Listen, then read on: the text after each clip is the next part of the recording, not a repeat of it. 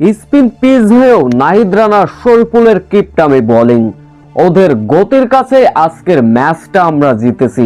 শেষ মুহূর্তের চরম উত্তেজনায়, চরম নাটকীয়তায় জয়ের পরে শরীফুল নাহিদ রানার প্রশংসায় ভাসিয়ে একই বললেন অধিনায়ক বাবর আজম। বাবর আজমের হাত ধরেই অভিষেক ক্যাপটা মাথায় পড়লেন নাহিদ রানা। দিতে পারবেন কি আস্থার প্রতিদান? পিএসএল এ নিজের প্রথমবারের মতো খেলতে নামলেন তিনি। এদিন পিএসএল এ দুই বাংলাদেশি পেসার শরীফুল ইসলাম এবং নাহিদ রানা প্রতিনিধিত্ব করতে নামলেন প্রতিপক্ষ হায়দ্রাবাদ কিংস ম্যান। এদিন অবশ্য শুরুতে বোলিং করতে নেমে নাহিদ রানার গতির ঝড় তুললেও উইকেটের দেখা পাননি। 3 ওভার বোলিং করেছেন এদিন অবশ্য নাহিদ রানা, তবে উইকেট না পেলেও গতির ঝড়ে সকলের মন জয় করে নিয়েছিলেন নাহিদ রানা।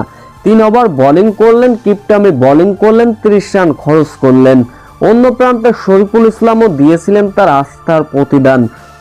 উইকেট না পেলেও 2 ওভারে 21 রান খরচ করেছিলেন শরীফুল ইসলাম।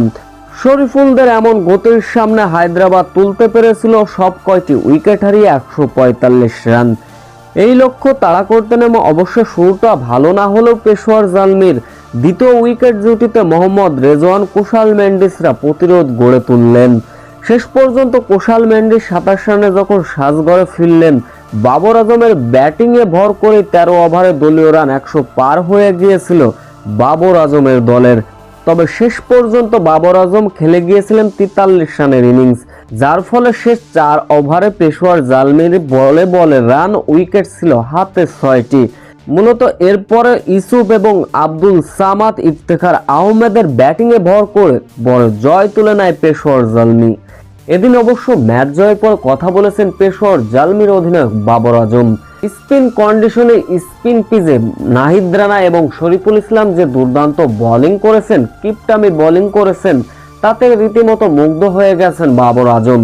তিনি বলেন নাহিদ রানাকে সময় দিতে হবে, অবশ্যই তার নামের সুবিচার তিনি অবশ্যই করবেন। তবে আজকে নাহিদ রানা স্পিন পিচে যে বোলিং করেছেন সত্যি প্রশংসা পাবার দাবিদার। তাদের জন্য আজকের ম্যাচটা আমরা জিততে পেরেছি।